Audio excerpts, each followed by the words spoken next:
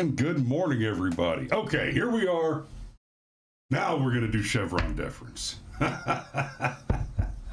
So I told y'all Monday when we didn't get to it because I spent so much time on the other story that we were going to do Chevron deference yesterday. But then, y'all, obviously, if the immunity case came through, that's what we had to cover. There is a lot of speculation going on right now that between the immunity case and the disastrous debate last week, that Biden's going to step down and let somebody else run for president. I don't know. That's tricky. That's tricky. There's a lot of money already wrapped up in Joe Biden running, and that, when I say wrapped up, I mean by law. The only way that resolves is the campaign closes, they return the money to the donors, and then a new candidate has to go out and start fundraising all over again. But that's for later. We'll see what happens with that. So Chevron deference. First, let me apologize for the generic thumbnail this morning. I ain't gonna lie, I sat here, I stared at it for a while, what's the visual for Chevron deference? I guess I could have put like an oil rig and some government agents trying to steal somebody's water property or whatever. But anyway, Chevron deference. So the Supreme Court has overturned Chevron deference, and that is a big deal. But to really understand why, let me explain, and I've done a show on this before, let me explain what Chevron deference is. So, for starters, it's called Chevron deference, which for many of the people in this audience, they hear Chevron and they think about a military rank, which is not entirely inaccurate because of the shape of the logo. But we are talking, of course, about Chevron, Chevron USA Incorporated, the oil company. So the original case in 1984 was Chevron USA versus Natural Resources Defense Council, and part of the outcome it had to do with the not the law, but rather the application of the law by the federal agency. And the court's determination was that in a case where the law is sufficiently ambiguous or unclear, then deference is given to the federal agency, which has written a policy based on its interpretation of the ambiguous law. So basically, the federal agencies are being treated as if the federal agencies are being treated by Chevron as if they have the authority of the legislative branch to craft law, to write the law. Now, the federal agencies do not belong to the legislative branch. They belong to the executive branch. Right? The federal agencies, they belong to the executive. Right? You've got the judiciary, that's the courts. You've got the legislative, that's the Congress, the House of Representatives. Right? And then basically everything else is in the executive. The legislative writes the law. The judiciary determines the law. And the executive does everything that the law requires the government to do, which is to say that they enforce the law. Well, we've talked about the difference between prescriptive and prohibitive laws before. In fact, we've spoken about it as recently as this Monday. But just to put a pen, just to kind of bring that up again so that difference is clear in your mind. With the exception of Obamacare and the draft, there are no prescriptive laws for citizens. the law for the citizen begins with the English common law premise that if what is not forbidden is permitted. So for the citizens, the law is a prohibition on undesirable activities. Thou shalt not steal, thou shalt not murder. Right? So what is not forbidden is permitted. And the job of law enforcement is to go out and make sure that you're not doing those things which we as a people have decided you shouldn't do. We as a society have decided, you know what? If you're stealing from other people, then we think that's a good time to send men with guns to stop you from doing that. If you're murdering other people, we think that's a good time to send men with guns to stop you from doing that. Now, there are prescriptive laws for the activities of government agencies.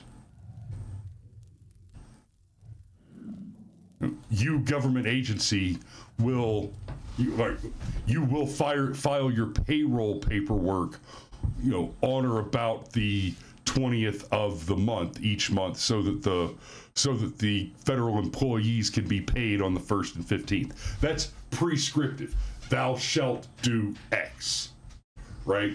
Your military unit will wear their uniform and have their hair cut to regulation, but within the confines of your unit, your base,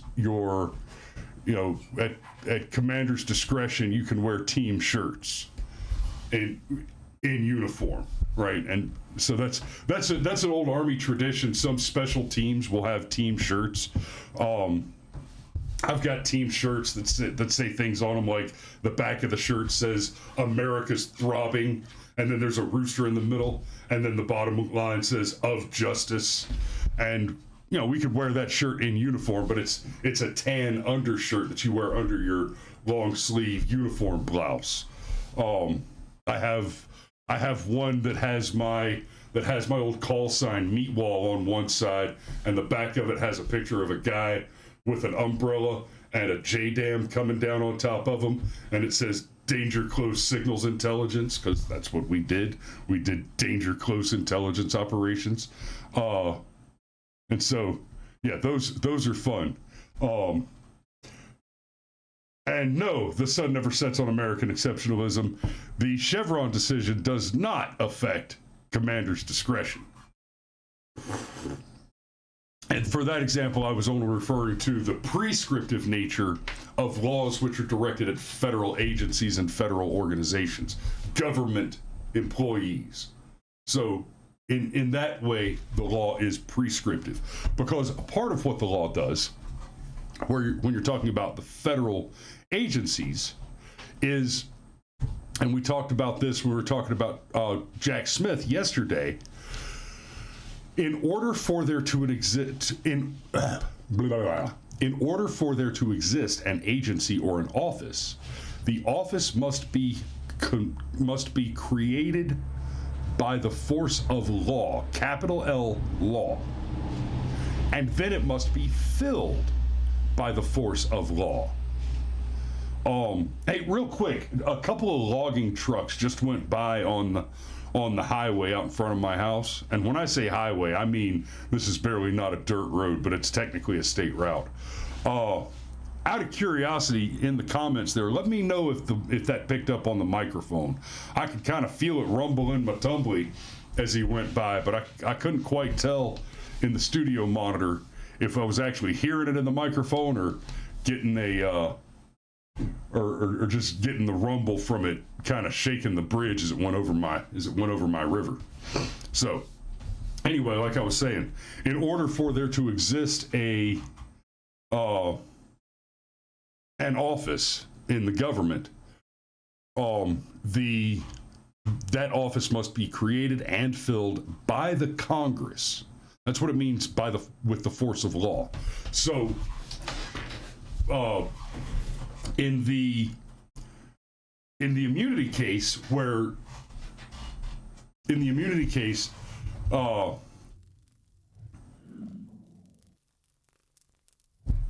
Clarence Thomas. In the immunity case, Justice Clarence Thomas went so far as to write a separate decision, right? He joined with the majority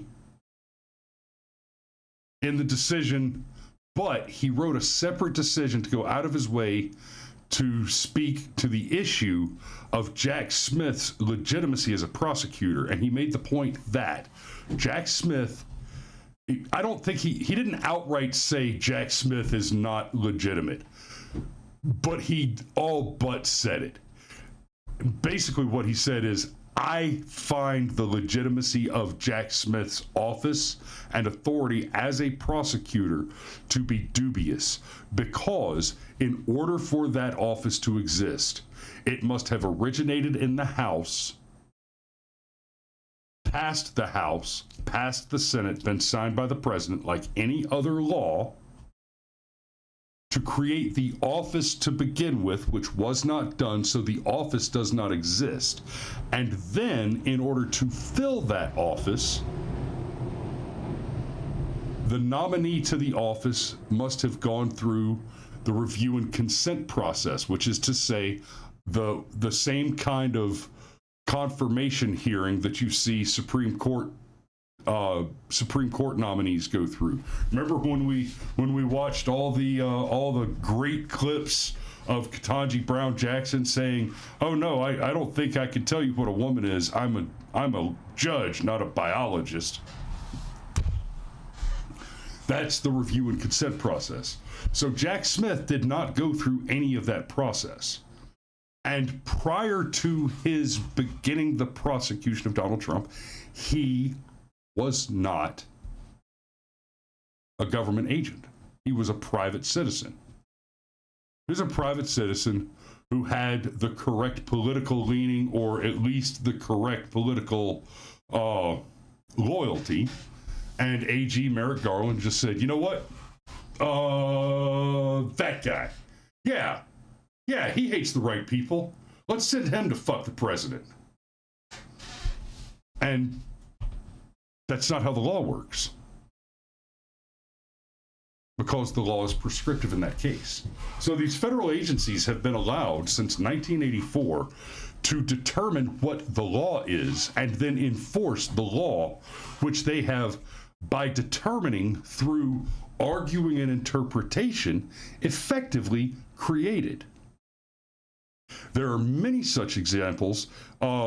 Oh God, I can't remember the names on the farm, but what was it back about 10 years ago maybe? There was was it the Bundy Ranch?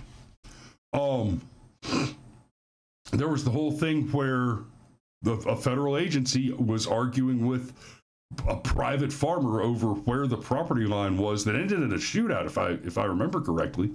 That was a case where Chevron Deference was the originator of the problem, right? The EPA coming out and determining, you get all the jokes about, well, I can't water my grass anymore because the EPA decided that there's an endangered glowy frog in my pond. Right? Oh, they've declared the creek in my backyard to be a federal waterway. Dad, those are great examples of government overreach, but neither of those is related to Chevron deference.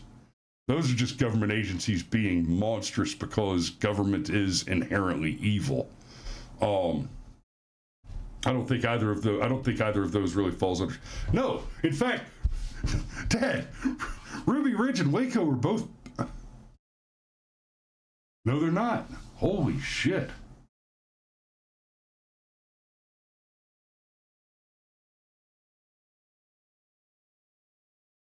But they don't.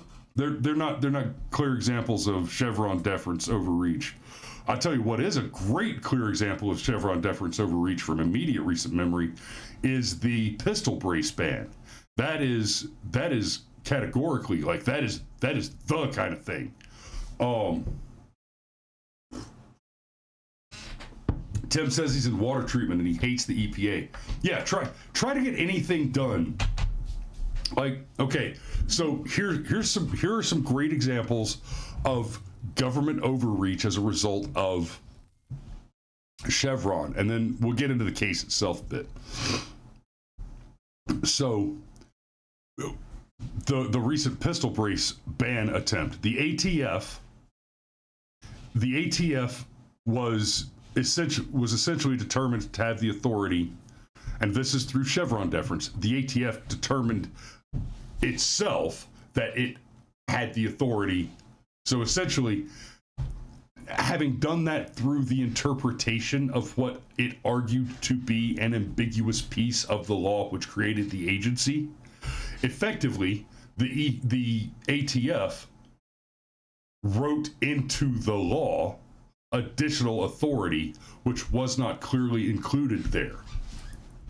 And it used that authority when it made the determination that it had that authority to determine that the pistol brace was not a rifle or a firearm. When you start talking about the laws around firearms, all of which, let me remind you, are unlawful. There is no law which refers to a firearm which is not a violation of the Constitution, and any law enforcement officer who has in any way ever enforced any firearms law is guilty of a violation of Section 242 to such an extent that they have endangered a life, and every police officer who has ever enforced a firearms law, according to the law, should be tried, sentenced to death. According to the law. That's not just my desire to see bad actors eliminated. That is the law. Because anytime you disarm a law-abiding citizen for any reason, anytime you violate the Second Amendment, you have degraded the security posture of a free person who has the absolute right to keep and bear arms and defend their life against threats. If you take the claws from your cat, you have sentenced it to the risk of death. If you disarm an American citizen or any person without very good cause, that is the same as murdering them. Every law enforcement officer who has ever enforced a firearms law belongs at the end of a rope. By law. Not my opinion. That is the law. So in the Chevron deference, the ATF determined that they had the authority to determine that the pistol brace was cool. It's okay. It's not a firearm. You can buy them. And then a few years later, we get to the cases that just went through, and the Supreme Court has smacked this down. And it was kind of the beginning of the end for Chevron, where the ATF said, "Oh no, the pistol brace converts the pistol into a rifle." And so the pistol brace is now a firearm. And if you have one, we've determined now that it's illegal to own one. And if you already own one because you bought one legally, because we said you could, now you're a felon. Literally converting millions of Americans into felons overnight. I actually don't have one of the pistol braces. I've got several pistols, but I don't think any of my pistols are okay. I take it back. I have two pistol braces in my airsoft arsenal on a pair of M9 3Rs, which are like an Beretta M9, but they have a 3-round burst on them. But they're airsoft guns.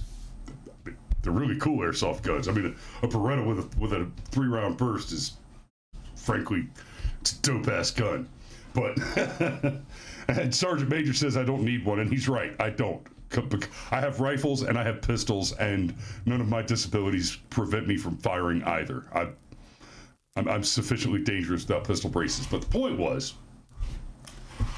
this is a Chevron Deference. This is like the classic thing with Chevron Deference. The ATF wrote the original law determining the legal status of the pistol brace in the affirmative, in the positive. You can buy pistol braces, they are not bad. And then, with no involvement from the legislature, which is required by the Constitution to do all of the law writing, the ATF determined in the alternative that, well, we've decided now that pistol braces are illegal, and they're so illegal that even if you bought one completely legally, based on our previous determination, you're now a felon.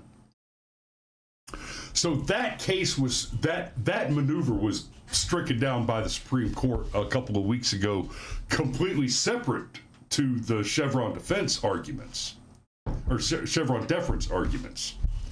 Another one from recent memory that was important. I had another one that I wanted to touch on, and now it slipped my mind. Bear with me a second.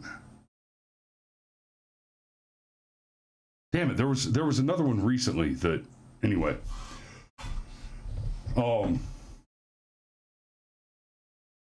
That one is sufficient, but it aggravates me that I lost my other one. I didn't write down notes for the list that I wanted to talk about. But anyway, Chevron deference has been running amok across the country since 1984, allowing federal agencies to create their own laws. So let's take a look for a moment at the way. Okay. So I've got the article from CNN because, of course, CNN is going to be critical of this very good decision to overturn Chevron deference. But let me say this about it as well. One of the things that I mentioned and my dad mentioned in the comments, and he and I have talked about a bit, I seem to recall there being some cases a little while ago, and I was thinking this was last summer because I know we covered it. I did a great show about Chevron deference. I thought it was last summer. No, it was about 5 months ago, right? So it was earlier this year, and I did a show about Chevron deference, and frankly, I thought that Chevron deference had been overturned back then, but that's not quite what happened. There were two cases which made reference to Chevron deference, and those cases were, let me go back to the, Relentless versus the Department of Commerce, and Loper Bright Enterprises versus Raymondo. And in those two cases, they didn't actually overturn Chevron deference itself explicitly in those two cases, but they dealt with it quite a bit in those two cases. The case that was just decided, the opinion that was just decided to overturn Chevron, is from those two cases. But essentially what they've done is they took the decision from those two cases, Loper and Relentless, Loper Bright and Relentless. They took the decision from those two cases and they just issued a ruling specifically in reference from the determination in those two cases, specifically on Chevron deference, and said, no, Chevron deference is over, which effectively means that if, for whatever reason, there is a law that is relied on upon an agency, that is relied on by an agency for it to conduct its business, and the agency doesn't know what the law means, because let's be fair, government employees are two things. They are corrupt and stupid. They will lie about whether or not they understand the rules. so that they can pretend that they thought they were doing the right thing, and or they will misunderstand the rules. Not and okay, stupid. We'll call them midwits, because they're the kind of people who use big words incorrectly and cannot intelligently read legalese. So you're relying on low quality midwits to interpret high language law and come to a correct decision when they have the corrupt motivation to choose the least correct interpretation that grants them the most possible power. That right there is why Chevron deference was so dangerous, has been so dangerous, and has been responsible for the extraordinary growth of government over time.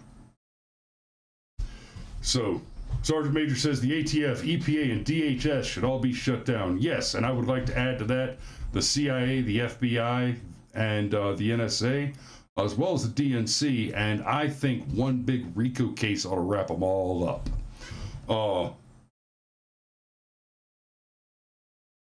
And Uncle Steve says, we now have a group of mercenaries that will break the laws of the land to keep their fat paycheck. Yeah, but we kind of always have. Hopefully this will pull some of those teeth. Now let's take a look at CNN's interpretation of what all this means from the leftist point of view, because okay. So kind of a primer for this. Yesterday we talked about what the immunity ruling really meant, right? And it's that the president is immune from prosecution because there is a mechanism, impeachment, and that mechanism is different from normal criminal prosecution because as the president, as a government agent, we've entrusted him with certain authorities which are not always legally clear, like the authority to order a military strike on a hostile target, right? President Trump ordered the largest non-nuclear weapon, the Moab, to be dropped on a clearly hostile target, and that was a clear, clean shoot. That was a good move, and absolutely within his authority.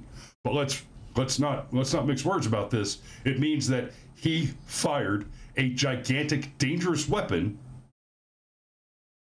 at a target.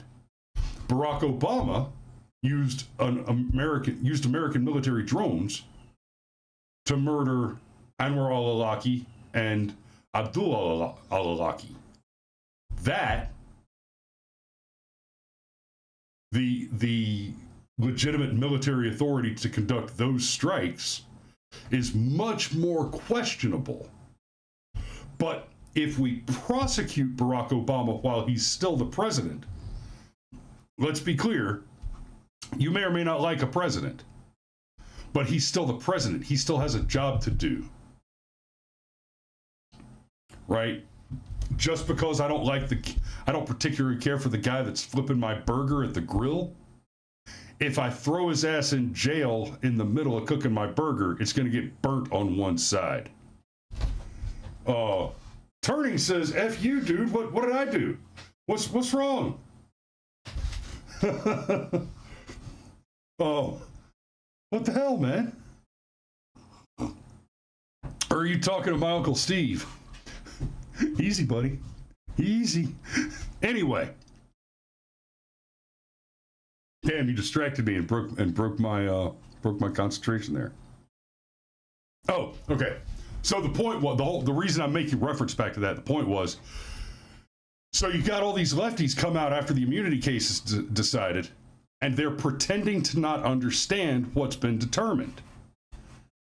And they're telling the midwit Democrat voter, and what they're hoping are persuadable midwit Republican voters, because let's be real, there's at least 80 million Republican voters that want to vote for Donald Trump. And we're not all Rhodes Scholars. I've met us. Some of us are good. Some of us are good and not real bright. Some of us have the best intentions and limited intelligence. So the lefty trolls, the lefty propagandists, believe that they can lie to the people and change the way that they vote. And the fact of the matter, unfortunate though it is that they're not wrong. So they're using the word immunity without saying immunity from prosecution and trying to tell people that the court has just said the president can use military assets. The president is now authorized, has been granted carte blanche by the Supreme Court to assassinate his political rivals with specifically SEAL Team 6. This is a little bit of a tangent, but I want y'all to think about this for a second. Imagine for a moment that Joe Biden, former Vice President Joe Biden, gave SEAL Team 6 an order like, I want you to go and assassinate my political rival. I want you to go kill Donald Trump, right? Imagine for a moment Biden gave that order. Let me remind you, that is the unit that eliminated Osama bin Laden. And that is a fact which I can only say out loud in the face of the NDAs that I've signed, because that's a piece of information that I learned while still on active duty, working in clandestine services and covered by the NDAs that I've signed. That is a piece of information which I can only say out loud now because it has been declassified by the failure, by the deliberate, inarticulate failure of Joe Biden, who named them after they eliminated Osama bin Laden, specifically resulting in a strike on SEAL Team 6 by Osama's allies and agitators, which killed many of them. SEAL Team 6 took an RPG-7 to a Chinook. No, I'm sorry, to a Black Hawk in country as a result of being targeted for retribution following Joe Biden naming them on television.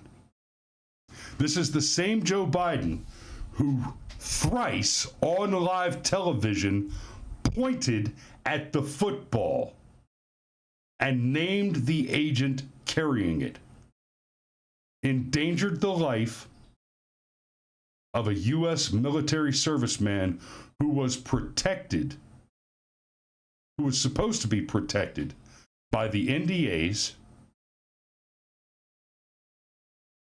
and the practice of classification. Joe Biden, who had the classified documents stored in the trash box in his garage and in a dozen other places around up and down the East Coast, who has been recorded explaining explicitly that he took classified documents from the White House when he was vice president for the purpose of earning a profit by sharing them with a ghostwriter to write a book about his career. Joe Biden. He's the one that did that. Now, in fairness, Biden, unlike Obama, apparently never lost the biscuit. Obama lost the biscuit twice. Some of you know what that means. I will not clarify live on the air.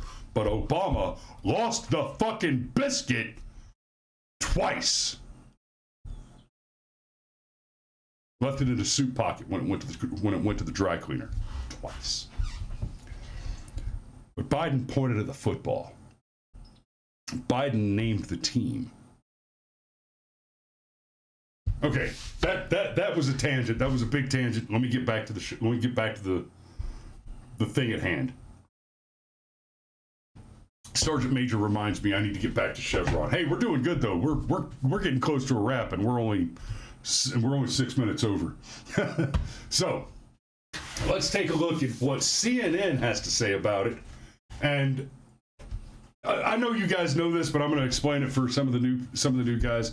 I like to use CNN because basically I can take an article and the analytics are easy. I just read the article to you and it's a lie, right? The article is the opposite of the truth.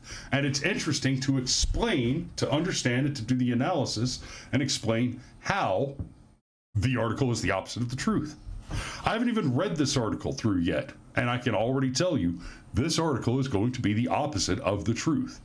There will be some true statements that are immediately negated by claims based on the intent to mislead and disinform the reader for the explicit purpose, because CNN is part of that shadowy cabal mentioned in the Times Magazine article, for the explicit purpose of conducting election interference activities.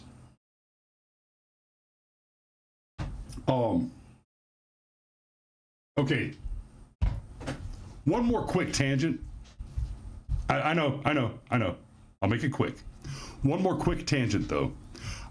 Like I just said, I just accused CNN of conducting election interference activities. There was an article yesterday, and I might bring this up either in an offhand show later today, or as part of tomorrow morning's show, or part of something next week. But I'm going to have to talk about this on the show in a little more detail. Ketanji Brown Jack, no, Keisha Lance Bottoms. These triple name, anyway. Mayor Black Girl Magic, right? So Keisha Lance Bottoms was the mayor of Atlanta until just a couple years ago. Now she is a major advisor to the Biden campaign. Yesterday, she came out on the AJC, the Atlanta Journal-Constitution, major newspaper here in Georgia. The AJC ran an article suggesting that, based on his obvious rapid cognitive decline, and hey, before I get too much further down this, the AJC is a liberal rag, right? The AJC is a major newspaper around here, but much like every other major newspaper, with very, very, very few exceptions, the AJC is a leftist rag.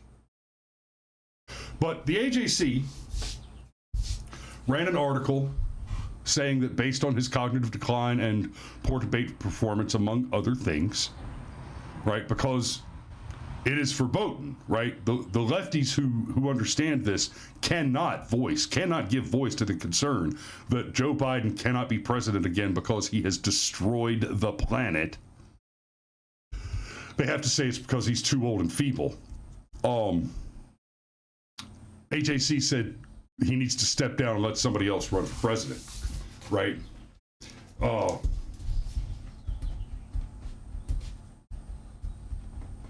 And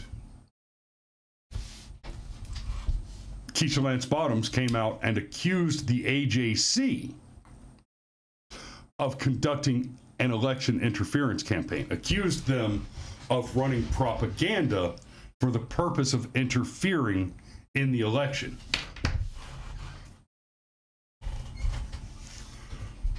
Please, God, go to court and win that argument, Keisha. Please, oh please, Miss Black Girl Magic, go to court and win that argument, because let me tell you something. If you can win the argument in court that the Atlanta Journal-Constitution, a left-wing rag with a long history of left-leaning political commentary and punditry, was attempting to interfere in the chances of your Democrat candidate, your Democrat nominee, in a general election by running an article that discussed clear, basic facts of the news, like President Biden had a terrible debate performance, is clearly in severe cognitive decline, then it will be impossible not to show precisely that amount of of election interference from probably 50% of the articles written by all other newspapers. So please, Miss Mayor Black Girl Magic, go run that flag up the fucking pole. I would love to play the game with you. So CNN's take, how the Supreme Court's blockbuster Chevron ruling puts countless regulations in jeopardy. The headline alone, regulations are in jeopardy? Oh dear. A Donald Trump win suddenly sounds real fucking sexy.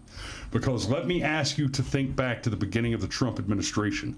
What did Donald Trump do that was so chef's kiss, pitch perfect? At the very beginning of his presidency, Donald Trump used a lot of executive orders. Enough, in fact, that I would normally complain about the number of executive orders he was using, except that it was a different creature. It's one thing to use a shitload of executive orders. Like, for example, old Biden has used more executive orders than any other president in history. Keep in mind, the majority of those presidents have been two-term or more. Right? Two-term or more. Biden, in less than a full term, has used more executive orders than any other president in history, and that includes the ones that had more than 2 full terms. There weren't a lot of them, but anyway. The thing that Trump did early on is he used executive orders to slash regulations. Eliminated huge swaths of regulations and made it the policy of his administration that no new regulation could be created without the agency requiring that regulation removing 2 other regulations. If they didn't get rid of 2 regulations, they could not implement a new one. Big deal. For the argument of the left to be that the elimination of Chevron imperils regulations is reason enough to support the maneuver to begin with. I cannot think of a single regulation or law or politician whose sudden absence from reality would bother me at all. The sudden absence of which I would not be entirely ambiguous to. I can think of a few where I would be elated, but not one that I would miss. Not one law, not one regulation, not one elected politician. Tim says he's missing something in the chat. I don't know what's going on there either, Tim. I see Turning Guns is getting kind of froggy down there. Somebody said he was calling out Steve Rodemeyer on something, but for some reason I'm not seeing Steve in the chat on mine. Like, he's not even there. So I don't know what the hell is going on there. I see Steve Lowry. I see Turning Guns kind of losing his shit. And I don't know what's going on with Turning Guns. Maybe he's been hacked and who knows. You good?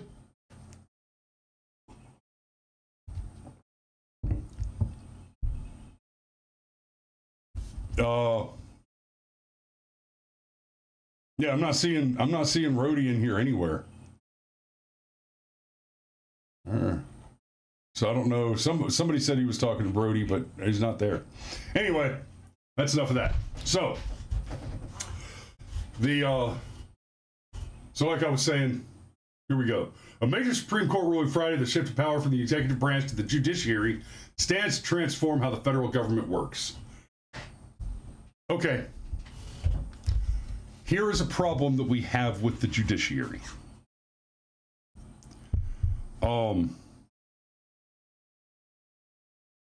Maybe complication is better.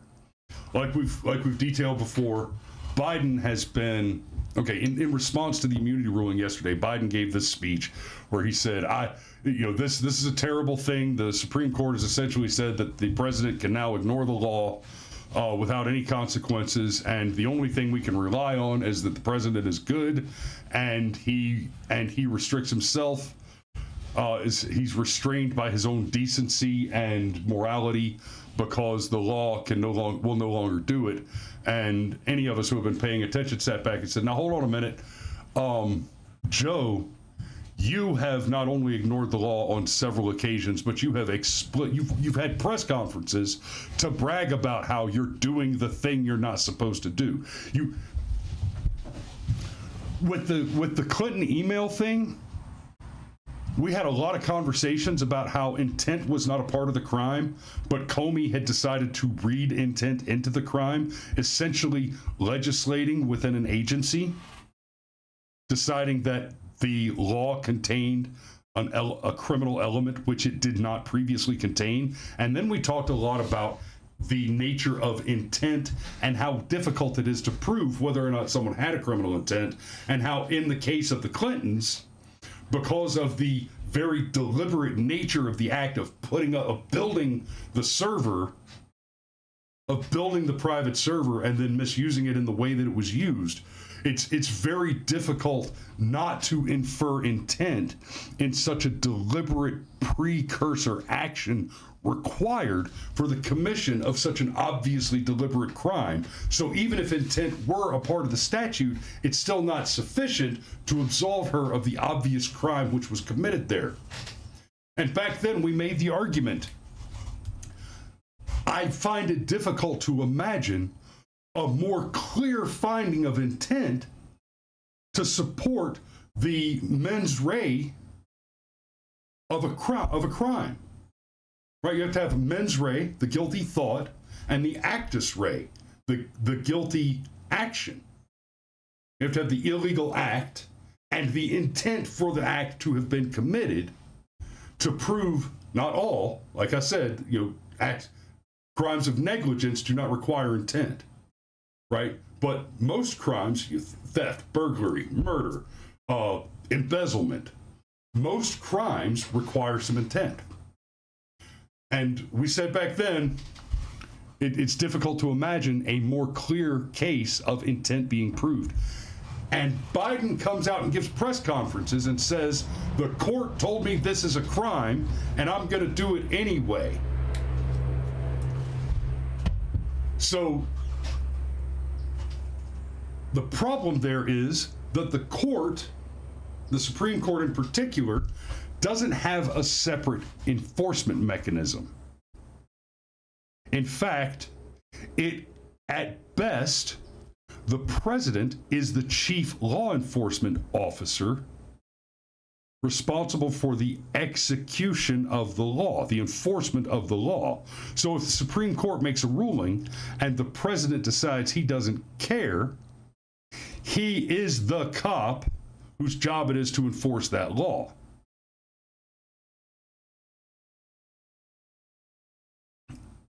So, and yeah, Dad, I know, Chevron, but there is an important link between the immunity question and the Chevron question, because it has to do, we say nobody's above the law. No. Your position does change your proximity to the law, your relationship to the law. And there is a better way to describe that. I'll go into that in more detail at another time. By overturning a 1984 precedent, the court's conservative majority has made countless regulations vulnerable to legal challenge. Hallelujah. The types of executive branch moves that the ruling jeopardizes include a plan to put Wi-Fi on school buses, a new ban on non-compete clauses, healthcare coverage rules being implemented through Obamacare, and the latest plan to forgive student loan debt.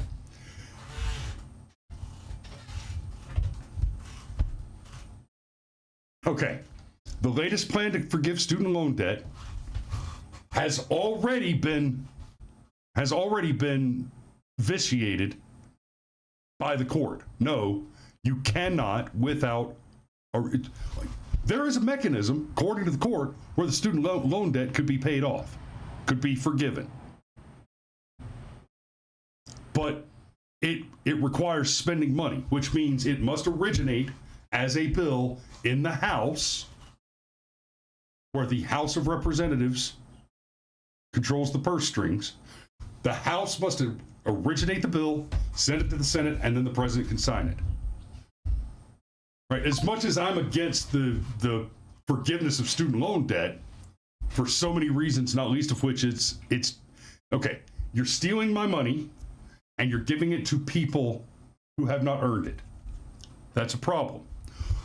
But the real problem within the context of the authorities of government is that Joe Biden is trying to do that without going through the process. Right? I would think it was bad law, and I would argue as much if it was done correctly. But without it being done correctly, where the House votes, the Senate votes, and the president signs it into law, without it being done correctly, it means that the president has just decided that he alone is allowed to to just redirect spending.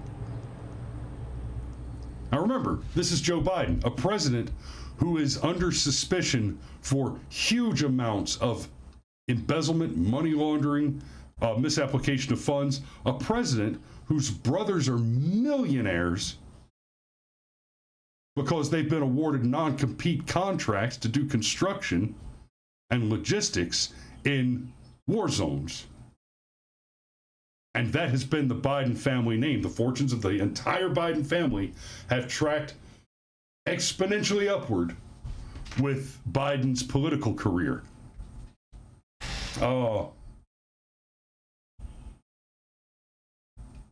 Unverified Bear says, if it all really is as basic as a handful of families destroying everything for greed, I'll be pissed. So, Bear, I think what's really going on is their communist utopia has caused so much damage that the big commie idealist leaders are trying to grab what they can before they jump in the lifeboats and get off the sinking ship. Something keeps beeping in my left ear, and I don't know what the hell it is. I don't have anything open.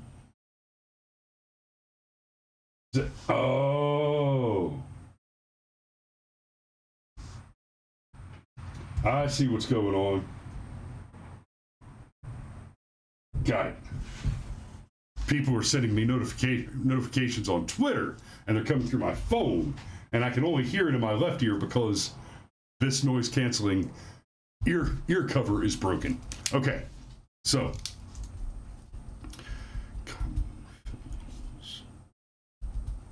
Sorry. I just said something that's worth a show. Okay.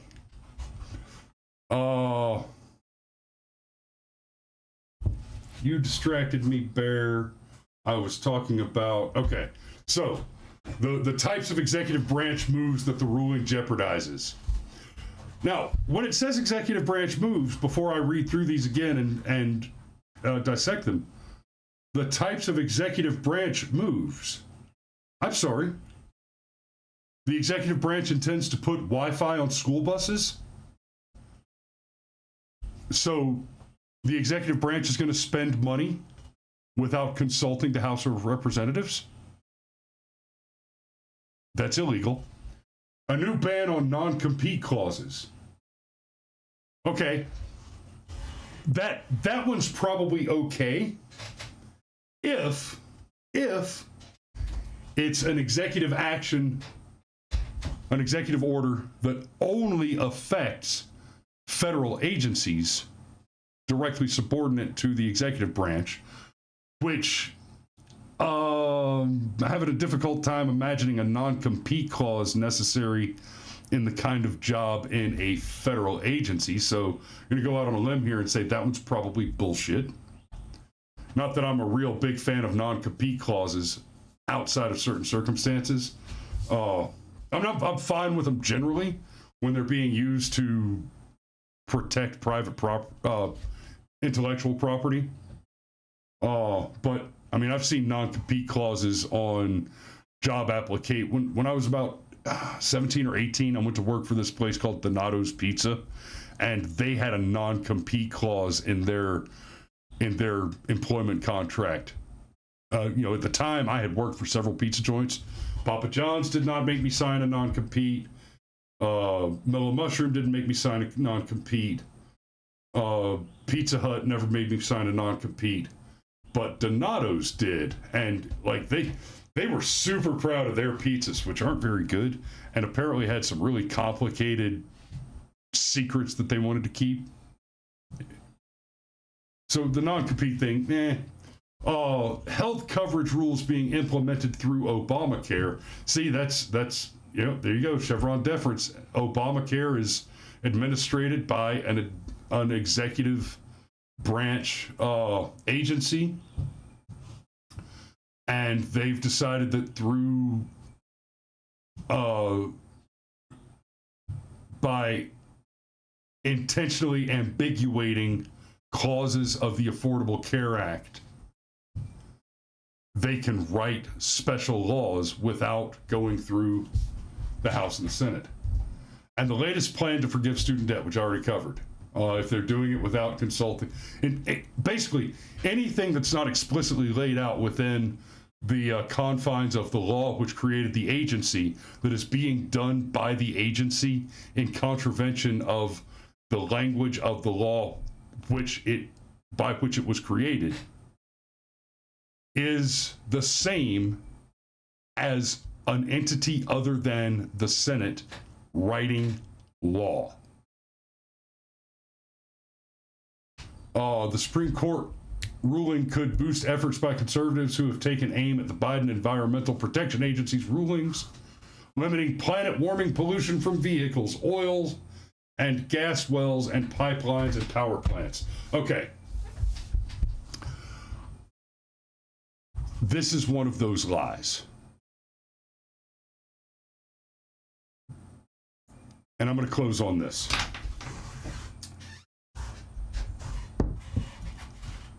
The immunity case, the Chevron deference case, there are two almost competing ideological factors that are both a part of the Democrat, of what it means to be a Democrat, which complicate their relationship with the law generally. These two can continue to coexist within the party for two reasons. And it's always two. They as much as they're obsessed with the whole non-binary thing, that's another one of those confession through projection things. The Democrat Party is very binary, which is to say two-faced. They live, and this is why why they seem to be going more and more crazy all the time. They live in a world of desperate cognitive dissonance. On the one hand, they are terrified of any maneuver, the repeal of any law, any adjustment of the separation, which draws the checks and balances back toward an equilibrium taking power away from the executive, right? Because one of the chief problems we have in this country, and is most clearly demonstrated by the presidency of Joe Biden, is that the executive, that the president has usurped far too much power, which not only was never intended for him, but which was explicitly forbidden him by the Constitution. And the president, especially, primarily through Democrats, but there have been some Republicans. Okay. And it's really not fair to call George Walker Bush a Republican. That's a very charitable interpretation. The real fact is, until Donald Trump, we hadn't had a Republican in office since Reagan. But I digress. So they live in this pure cognitive dissonance because they're obsessed with concentrating authority into the executive. And at the same time, all the while pretending to be liberal, which is to say they are for the liberty of the little people. They do not trust you.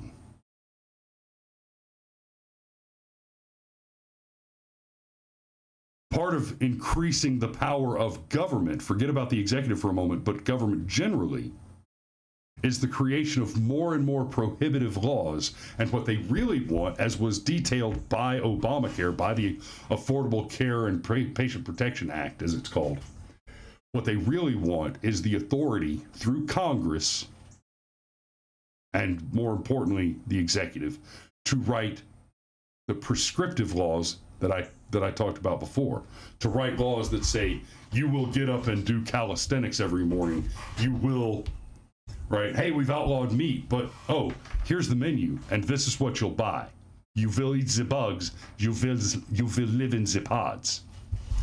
Because at their core, they believe that the only reason you, the average citizen, doesn't spend all your time raping, robbing, and murdering people is because there are laws that tell you not to, and law enforcement officers that prevent you from doing it. Now, it may be that there is some portion, and it is the case that there is some portion of the population that will go out and engage in abhorrent behavior if it is not explicitly prohibited. But here's what they don't understand. With or without the law, those abhorrent behaviors are explicitly and kinetically prohibited. Yes, if we were to abolish all the laws today, there would be an uptick, probably, there would be an uptick in the sorts of behaviors that as a society we disprefer.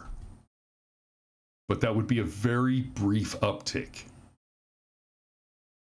Because while there would be no police officers or law to prevent bad guys from doing bad things, there would also be no police officers or law to prevent good guys from doing things to bad guys. Y'all, I spent a year walking around a desert looking for bad guys and solving them.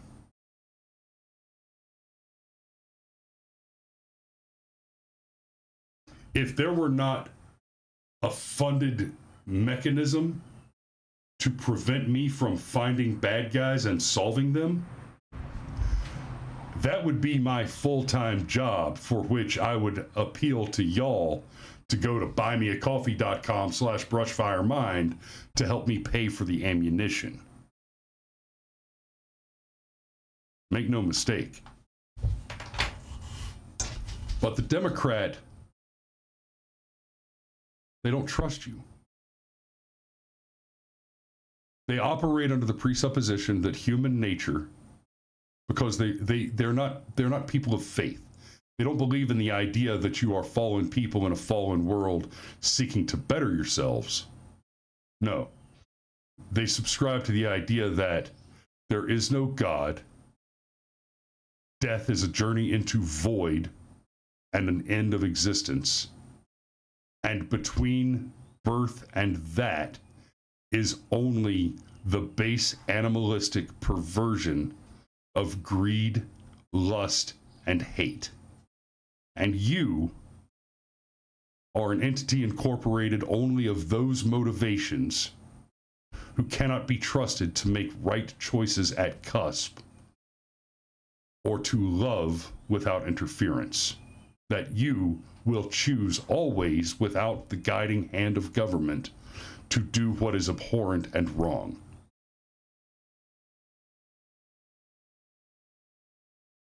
That's who they are. That's why they're afraid of decisions like this one, where authority is taken away from their precious agencies, where their precious deep state gets its wings clipped. And that's all I've got for you today, guys. Y'all be safe out there. Thanks for watching this morning. We love you. We'll see you tomorrow.